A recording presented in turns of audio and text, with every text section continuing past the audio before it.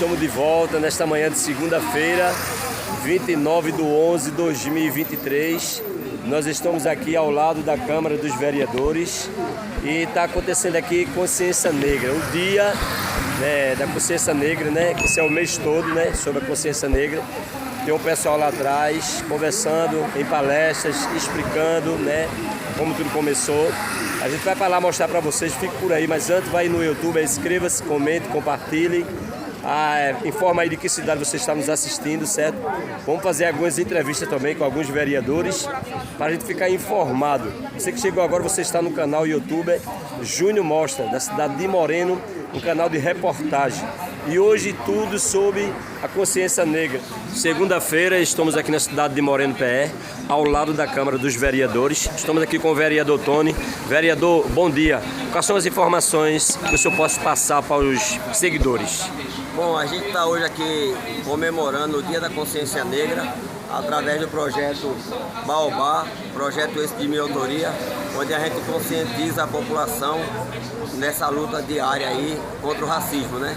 Hoje está acontecendo aí grandes palestras, vai ter apresentações culturais, vai ter desfile, enfim, um vasto dia de evento, né? Para proporcionar à população morenense em comemoração ao Dia da Consciência Negra.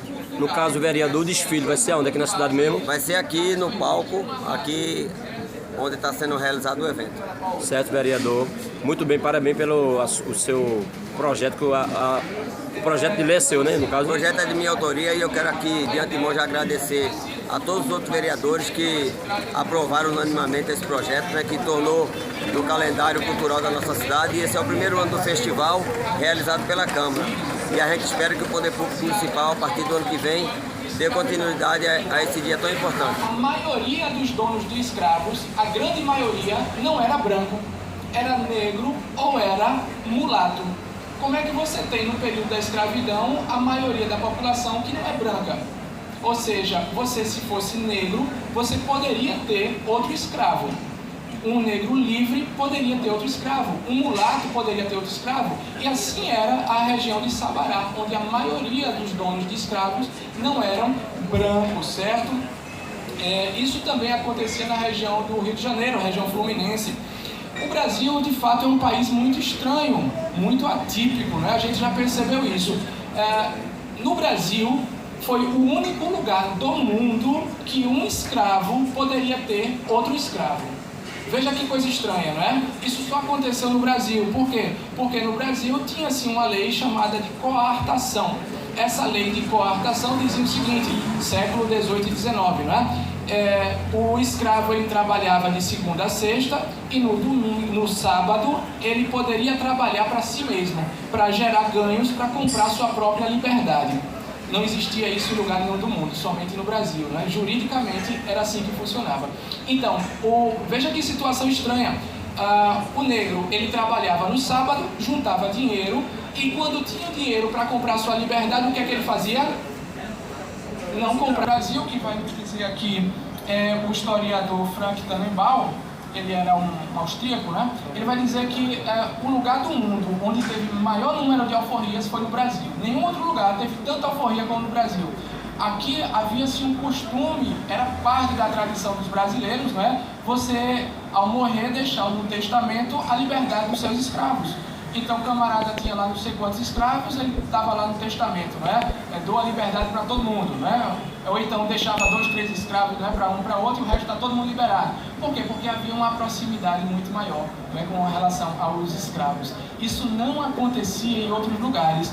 Isso é tão claro que a gente, quando observa os dados, vejam só, o Brasil importou durante todo o período da escravidão 4,8 milhões de escravos. E quando chegou em 1888, quando foi feita a Lei Áurea, né, libertando os escravos, quantos escravos foram libertados? 700 mil. Ora, se o Brasil importou 4,8 milhões e libertou somente 700 mil, o que está errado aí na conta? A situação é que 90% dos negros já eram livres. Já eram livres. Veja, então a abolição praticamente não causou um grande rebuliço na sociedade, já que a grande maioria já estava livre. Isso só aconteceu no Brasil. não aconteceu em outro lugar do mundo. Se a gente compara com os Estados Unidos, a situação fica mais grotesca, né? Os Estados Unidos, durante o período da escravidão, importou 388 mil escravos. E quando fez a sua abolição, aboliu 4 milhões de escravos. Como é que pode então acontecer isso? Porque nos Estados Unidos, simplesmente eles proibiam a abolição. Muitos estados eram proibidos de fazer a abolição. A praia de Porto de Galinhas levou esse nome pelo seguinte: na época da escravidão lá na Europa, eles, como foi dito aqui pelos palestrantes, eles contrabandeavam negros. Imagine vocês, quando a gente fala em contrabando, a gente lembra da questão lembra de contrabandear cigarro, droga, não sei o que. Os europeus, eles contrabandeavam negros. Então os navios negreiros, os navios que aportavam ali na praia, que se chama hoje Porto de Galinhas, elas vinham cheias de galinhas de Angola e escondidos nos engradados, né, embaixo desses engradados, vinham escondidos negros, as pessoas, os humanos negros, para serem negociados lá no porto. Como se tratava de contrabando, eles não podiam simplesmente dizer, ó, o navio chegou com negros, quem vai comprar? Então eles diziam, ó, tem galinha nova no porto. E as galinhas, quem eram as galinhas? Eram os negros, os seres humanos negros, que eram contrabandeados da Europa para aqui para o Brasil. Por isso hoje aquela praia leva o nome de Porto de Galinhas. É uma curiosidade que talvez seja interessante para vocês. Vejam até que ponto vai o preconceito, porque imagine vocês hoje um vereador de Ipujuca, ou um deputado estadual, não sei o que, resolver, sei lá, acabar com esse nome, porque veja, aqui nos remota o nome Porto de Galinhas, uma praia famosa internacionalmente, mas veja o histórico da praia de Porto de Galinhas, o porquê de Porto de Galinhas. Era contrabando de pessoas, de seres humanos negros que vinham escondidos embaixo dos engradados das galinhas de Angola. Agora imagine vocês, um vereador hoje lá em Ipujuca, dizer, olha, eu estou apresentando um projeto para tirar esse nome porque é de maneira pejorativa, não nos remete a uma boa lembrança. Que repercussão negativa não ia ser. Mas pode ter certeza, se eu fosse vereador de Ipujuca, eu votaria favorável para trocar o nome, porque é uma lembrança que ninguém gosta de ter. Imagine você tendo uma praia mais famosa, uma das praias mais famosas do mundo, e o nome nos remete à escravidão. 20 de novembro é um dia muito importante, porque é o dia que, de fato, representa a luta do povo negro aqui no Brasil. O dia 13 de maio não nos representa, porque a abolição, ela é inacabada. Ela ainda não garante ao povo negro a situação que ele precisava de estar de igual na sociedade. Então falta mais educação, falta mais saúde, falta mais saneamento básico. A gente tem que trabalhar agora o racismo ambiental. Vereadores, não sei se os senhores já sabem, mas está em pauta o racismo ambiental. O que quer dizer isso? Aquele racismo que fala da periferia, onde as pessoas não têm calçamento, não têm saneamento básico, não têm saúde. E onde estão os pretos e pretas da nossa sociedade? Nas periferias. Então a gente precisa tratar desse racismo dos nossos irmãos que estão lá nas periferias, como eu mesmo sou periférico, e a gente trazer melhor qualidade de vida para essas pessoas. Então, dias como esse são dias muito simbólicos, porque é um dia de a gente parar, refletir e pensar em caminhos diferentes, tornando as diferenças em igualdade. E, por isso, a representatividade e a importância do mais velho dentro das tradições de religião matriz africana. A pessoa, por quanto mais velho ele for, mais importante para a nossa tradição ele é, porque ele representa a resistência e acúmulo de conhecimento, que é o baobá. Da mesma forma, o mais novo também tem grande importância dentro da nossa tradição, porque ele representa continuidade. Ele adquire o conhecimento e ele vai repassar esse conhecimento para os outros. São os frutos do baobá, são as folhas do baobá que caem e faz com que o chão se torne fértil para que outras árvores venham a nascer. Dentro do baobá, o baobá é uma árvore oca e na época de chuva acumula água dentro dela. e chega a acumular árvores até 100 mil litros de água. E essa água serve de sustentação para aquelas comunidades ali em torno. Então, se naquela comunidade estiver faltando água, é do baobá que eles vão tirar a água para matar a sua sede, para tomar seu banho, para fazer seus alimentos. Então, a importância do baobá. Dentro do baobá, tem pessoas até que moram nele, quando não tem uma casa. E dentro do baobá é resguardado uma tradição. A tradição que veio para o Brasil e que aqui não podia ser cultivado. Muitos desses elementos foram guardados dentro de baobá. A Lei 10.639 e 11.645, que fala da obrigatoriedade de todas as escolas do território brasileiro trabalhar história e cultura africana e indígena. E isso até hoje não é praticado, ou exemplos pontuais como esse que a gente vê aqui no Dom Jaime Câmara. Isso é lei, mas as pessoas não querem. Então a gente precisa que seja colocado como lei e seja as pessoas punidas por não cumprir a lei. Lei é para ser cumprida. Então a história e cultura africana é para ser pauta do dia a dia das escolas. E aqui nós não estamos falando de levar religiosidade para as escolas, não. Porque a gente está falando aqui de um Estado laico. A gente está falando de cultura mesmo. Os pretos, os pardos, eles precisam se reconhecer. As pessoas precisam entender que o meu cabelo é a minha história. Que minha pele é minha história. Que a roupa que eu uso é minha história. O que eu levo pendurado é minha história. Esse equeté, esse chapéu que eu uso é minha história. E isso não me faz diferente de ninguém, porque a diferença é que faz a sociedade. Seria muito chato se a sociedade fosse feita de uma pessoa só. Como se a mulher, por ser preta, os médicos acreditam que ela pode aguentar mais dor. E deixa ela lá. Não, ela aguenta mais, então deixa ela mais lá e vamos cuidar de outras. E a mulher preta fica lá sofrendo. Ou acreditam que a mulher, por ser preta, aguenta menos anestesia do que outra.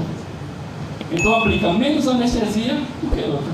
Ou um negro que chega no posto de saúde, deixa ele lá que ele aguenta dor, ele é preparado para isso.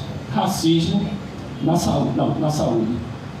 Então a gente precisa estar desconstruindo tudo isso. É no ônibus que a gente pega e quando senta e alguém não quer sentar do nosso lado, porque eu tenho cabelo black, ou porque eu sou careca, mas sou preto, ou porque eu estou com uma roupa de terreiro e as pessoas não querem sentar do nosso lado. É porque eu chego na fila do banco e as pessoas me olham atravessado. É porque eu vou comprar uma roupa numa loja e o segurança vem seguindo atrás de mim para ver se eu estou levando alguma coisa na bolsa. A abordagem policial, que é diferenciada, não vem a dizer, um preto passando na rua, correndo, ele já está sendo suspeito de alguma coisa. E tem até um ditado que diz: branco correndo, está praticando exercício. Negro correndo, está fugindo da polícia. Isso é um ditado que a gente escuta por aí, né, no nosso dia a dia. Então é preciso que a gente desconstrua isso. O vereador Tony do João Paulo faz parte de um bairro que é chamado Bairro do João Paulo. Mas não sei se ele lembra antes, de acordo com esses preconceitos, porque o dia de hoje é justamente para a gente enfrentar o preconceito, retratar o quanto nós sofremos, nós de cor negra, a escravidão. E esse bairro, no início, de forma muito pejorativa, era chamado, você lembra, Tony? Morro do Macaco Molhado. Veja, vocês são mais novos, bem mais novos do que eu, e você não entende, porque esse preconceito contra a cor negra, contra a escravidão, a gente pensa que acabou, mas ainda está muito mascarado.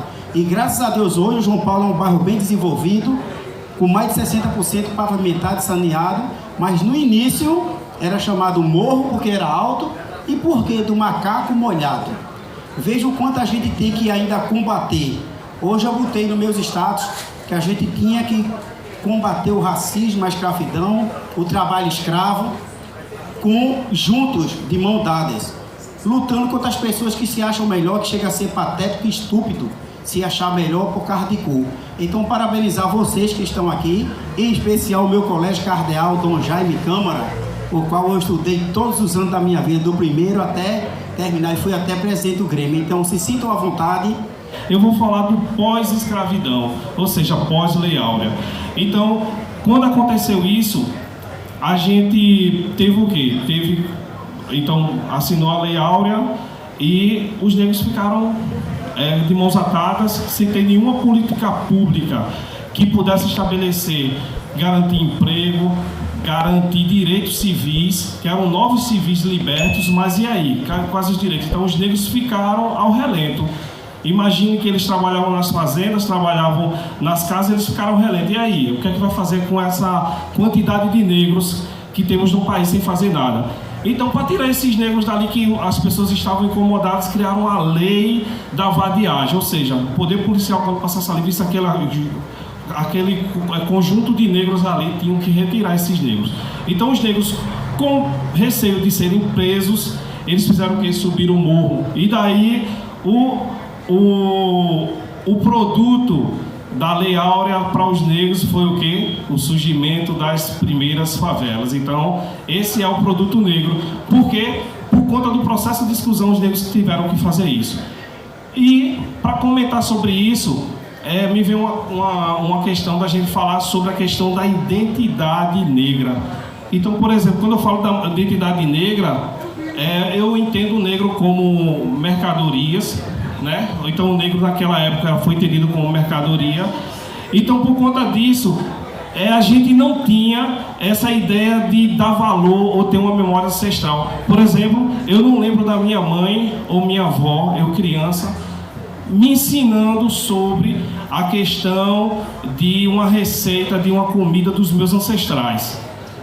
Eu não sei se vocês tiveram isso, mas eu não lembro da minha mãe ou minha avó falando isso. Eu não lembro da minha mãe ou minha avó falando sobre um dialeto linguístico que vieram dos meus ancestrais. Eu não lembro da minha mãe e minha avó falando das glórias e conquistas que o meu povo, meus ancestrais tiveram. Mas por que elas não puderam me passar isso? Porque isso foi expurgado, ou seja, arrancado deles. Era proibido que os negros daquela época pudessem falar sobre os seus ancestrais. Até porque o processo de escravidão do Brasil ele foi diferente de todo ele. Por quê? A primeira coisa que foi arrancado dos nossos negros, por exemplo, a questão dos cabelos. Os estilos de cabelos falavam sobre, por exemplo, na Nigéria, as mulheres usavam, os homens, um estilo de cabelo, porque falava daquela população específica. Em Angola, outro tipo. Então, quando essas pessoas foram pegas como escravos e trazidas para cá, primeira coisa, era proibido falar o dialeto. Eles já falavam o dialeto diferente, não podiam falar, então eles eram castigados à força por isso. Outra coisa, os cabelos eram a primeira coisa a ser arrancadas, cortadas. Por quê? Porque para desumanizar os negros que vieram da África. Porque a ideia era que o negro era uma mercadoria e não um ser humano. Então você não era chamado pelo nome. Ô, neguinho, neguinho, venha cá. Você era uma mercadoria, você era um poder de troca, você era uma força de trabalho para o senhor escravo. Então essa era a ideia. Então eu não lembro dessas recordações das minhas memórias dos meus ancestrais. Então, o que é que eu lembro e que eu me recordo é da minha mãe dizer o kit de sobrevivência. Vocês já ouviram falar do kit de sobrevivência negro? Minha mãe chegou para mim e disse: ô Giliardo, vem cá, meu filho. A primeira coisa que eu vou lhe ensinar é o kit de sobrevivência. O que é isso, mãe? Como é o kit de sobrevivência? Primeira coisa, quando você entrar numa loja, não coloque a mão no bolso. Mas por que minha mãe dizia para não colocar a mão no bolso? Porque na medida que eu entrava na loja, eu já era ponto de observação do segurança. Quando o negro ele entra numa loja, diferentemente do branco, ele já é um ponto a ser seguido pelo segurança, porque ainda existe o estereótipo interno de que o negro ele é bandido, ele é ladrão.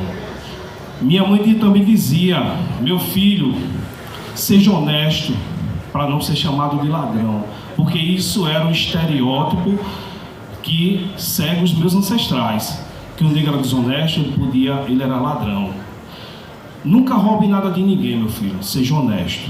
e dizia: ó, não fique fora de casa até tarde à noite, porque eu podia ser alvo do poder policial. Minha mãe também dizia: e quando a polícia lhe vê, não fica olhando muito para eles. Mas por que minha mãe dizia isso? Sim, eles eram policiais, eu pago ao Estado para que o Estado possa me propiciar a segurança. Mas por que eu não posso olhar muito para os policiais? Porque eu já poderia levantar suspeita para eles. E se eles vierem na sua direção, nunca corra, porque se eu corresse, eu podia ser alvejado. Minha mãe disse: é o kit de sobrevivência. Minha mãe também dizia: filho, e se eles vierem na sua direção e você não correr, nunca leva a sua mão no sentido da cintura, porque eu poderia ser alvejado. Então esse era o kit de sobrevivência que minha mãe falava. E ela dizia para mim, o que ela estava tentando dizer inconscientemente era: você precisa sobreviver, você precisa crescer, estudar. O que eu posso te dar, não posso te dar dinheiro, eu posso te dar estudo, tá? Eu posso te dar estudo, estude para você ser alguém. Então os negros precisam ocupar os lugares de poder.